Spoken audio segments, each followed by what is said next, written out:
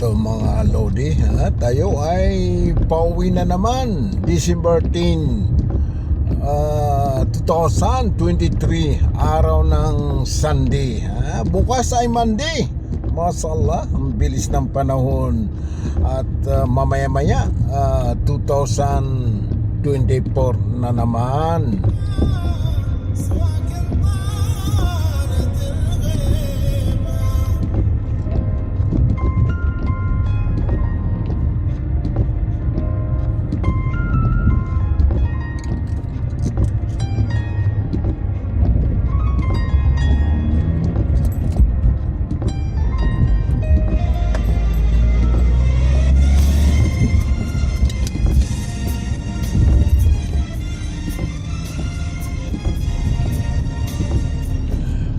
Mga idol, sa totoo lang, itong buhay natin ay parang napakabilis. Napakabilis ang mga panahon, nagdadaan ng panahon. Maski ikay matanda, isipin mo pa. Isipin mo lang, noong ikay bata, parang naalala mo pa talaga eh. Aywan ko lang ako sa totoo lang naalala ko pa. Yung naglalaro ka ng tarak-tarak, yung ganon yung mga buhay bata, para sa akin naalala ko pa. Ito, nasa 54 na tayo ngayon at talagang napakabilis ang panahon.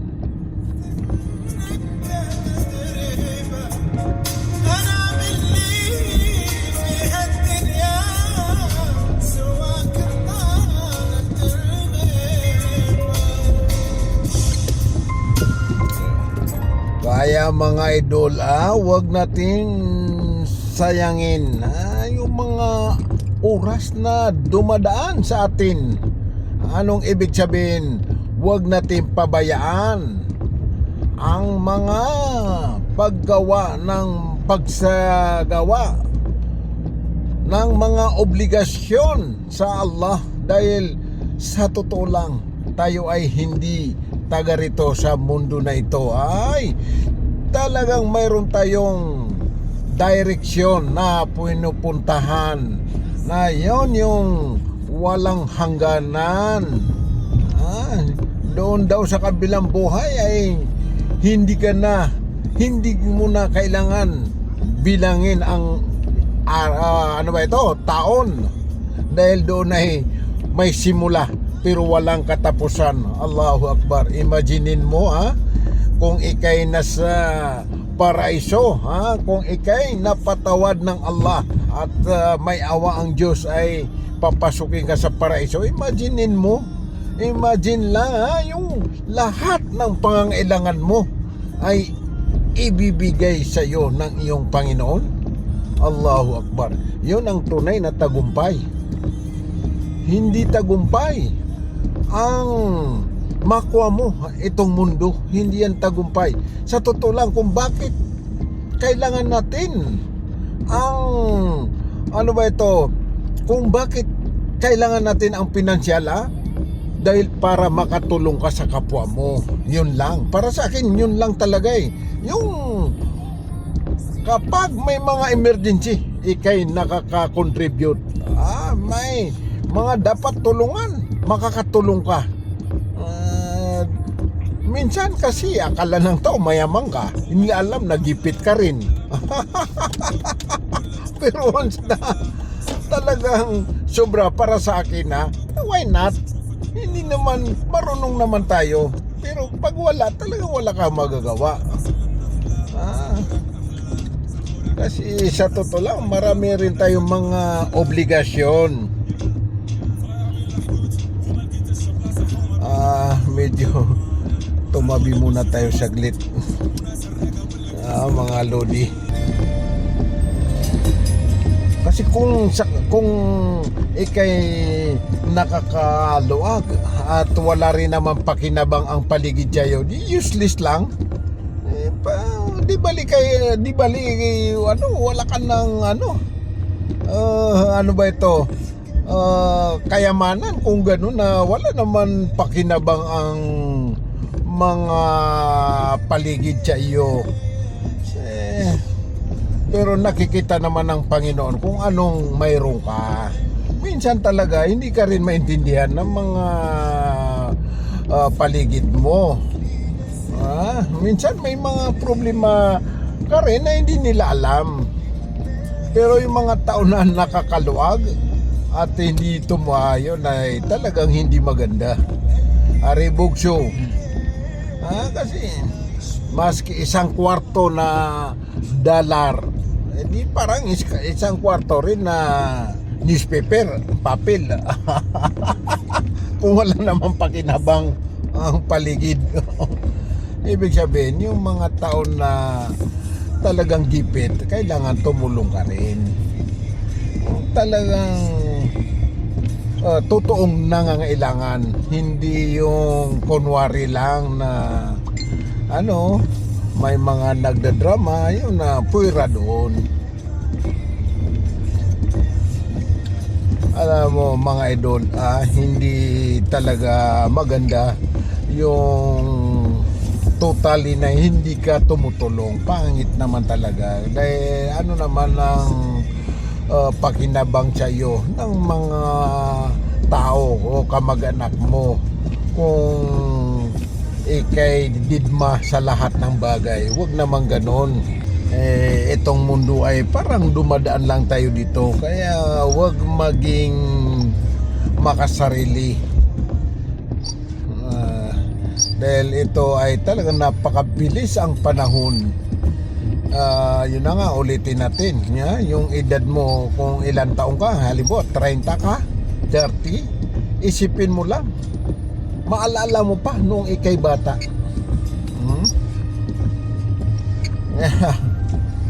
Masya Allah.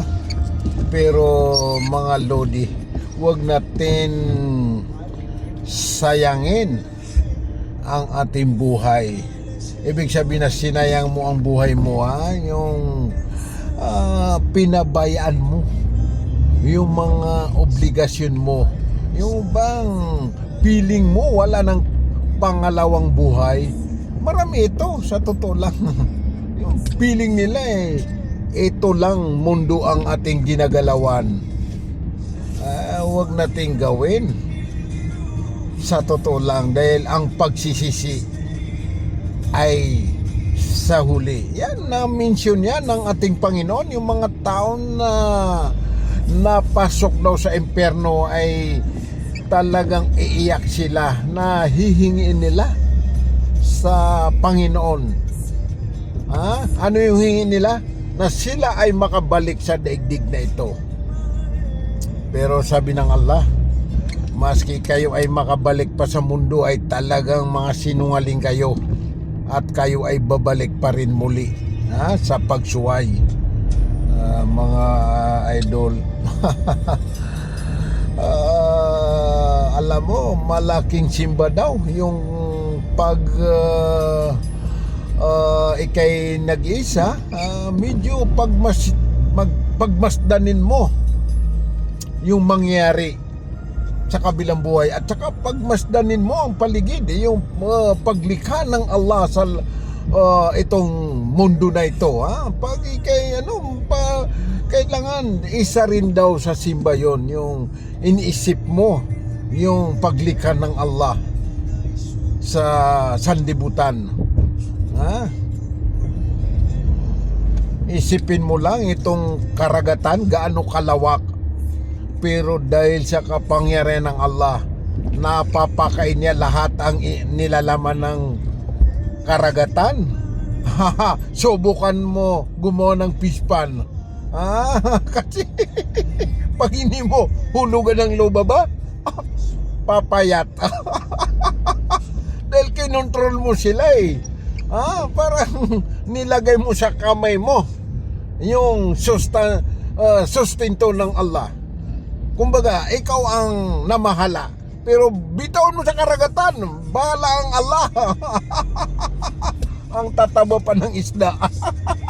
Malulusog pa. Yung tinatawag na wild beast. Nang dahil sa kapangyarihan ng Allah, sila ay nabubuhay. Gaano karami ang pinapakain ng Allah? Yung mga ibon na walang walang nag-aalaga. Para bang nasa pangangalaga ng Allah subhanahu wa ta'ala. Pero sila ay nakakasurvive pa rin. Marami talaga yung mga walang yung walang nag-alaga na sila ay nabubuhay sa kapangyarihan ng Diyos. Yun ang tinatawag na kudrat, yung kapangyarihan ng Panginoon ay talagang yun ay totoo. Ito mga idol, hindi tayo nagdadaldal dito na walang halaga. Kung talagang pag-isipan mo ay may halaga. Ito, galing tayo sa masjid sa kadahilanan na maisagawa natin yung mga bagay na ikagugusto ng ating Panginoon. At isinagawa natin yung obligasyon sa atin. Yung obligasyon na tinatawag obligasyon prayer, obligatory prayer, isinagawa natin. Last prayer, Salatul Aisha. Ito, tayo ay pauwi. Alhamdulillah, pasalamat tayo. Dahil yun na nga, natupad natin. Ano ba naman ito?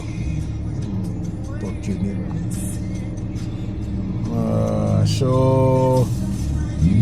yun na nga, tayo ay nagpapasalamat sa Allah subhanahu wa ta'ala dahil naisagawa natin ang huling prayer. Ito mga idol, huwag kayong magsawa. Allahu Akbar.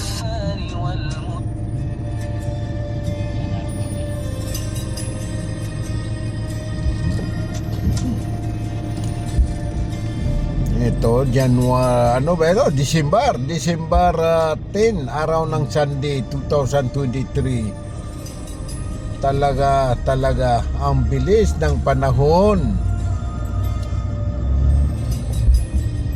Kaya,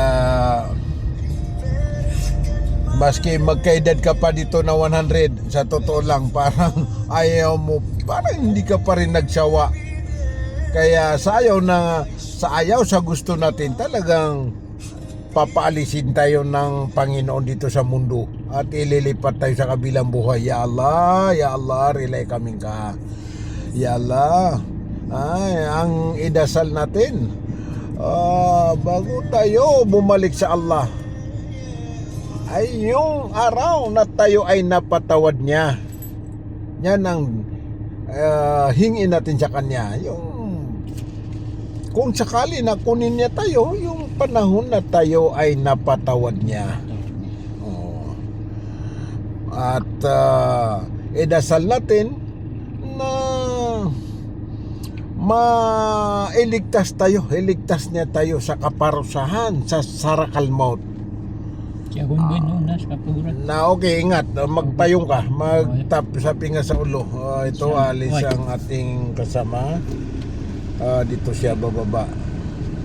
Muntay nga buo. Ito mga idol, bababa si Bogs at dito sa Lopez. Ano ba ito? Tutuloy. Tayo ay tutuloy ng Las Piñas.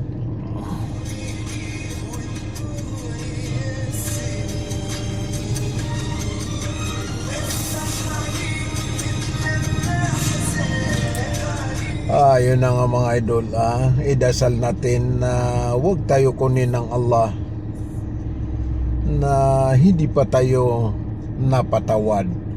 At idasal natin, hinginan din natin sa Kanya na kung sakali na tayo ay kukunin niya, ay yung panahon na tayo ay napatawad niya. at iligtas tayo sa kaparusahan ng sarakal maut. Yung oras na tayo ay naghihinangol, yung oras na tayo ay binggit na kamatayan, iligtas tayo ng Allah kasi may kaparusahan dyan, ha? Huwag ipadama sa atin yung parusa sa sarakal maut, yung araw, yung oras na kamatayan. Huwag ipadama ng Allah sa atin yung kaparusahan sa sarakal maut at saka yung kaparusahan sa libingan. Yan ang hingi natin sa Allah. At ano ba ito? Iligtas tayo sa araw, sa yung kaparusahan sa araw ng paghukom. Yan ang lagi natin idasal, mga idol. Kailangan talaga.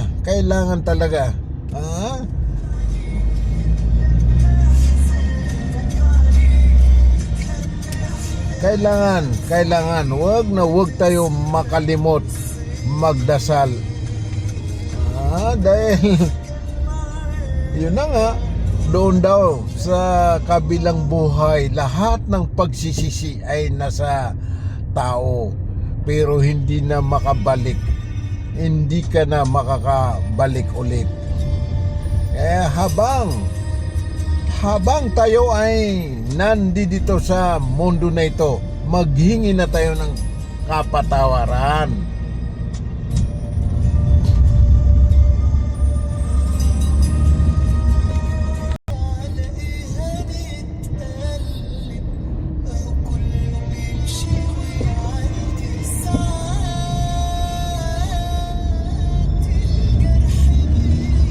Mga lodi, dumating na tayo sa